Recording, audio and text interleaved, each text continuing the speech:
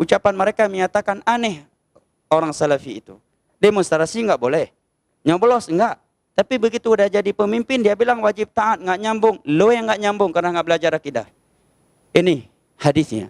Secara aturan syar'i, enggak boleh seorang menjadi khalifah kecuali dia dari kabilah Quraisy. Itu ketetapan dalam Islam. Dan tidak boleh dari seorang budak sahaya. Berarti ketika ada budak sahaya, non-Arab lagi. Sudah non-Arab, ya, yang Arab aja, kalau bukan Quraisy tidak boleh jadi khalifah. Ya, ini sudah non-Quraisy, non-Arab, Ethiopia, budak sahaya lagi. Otomatis berarti apa? Dia memperoleh dengan cara syar'i atau dengan cara yang tidak syar'i? Tidak syar'i. Sudah jadi pemimpin, taati dia. Demi menjaga persatuan kaum muslimin. Nabi menjaga agar tidak terjadi pertumpahan darah di tengah-tengah kaum muslimin.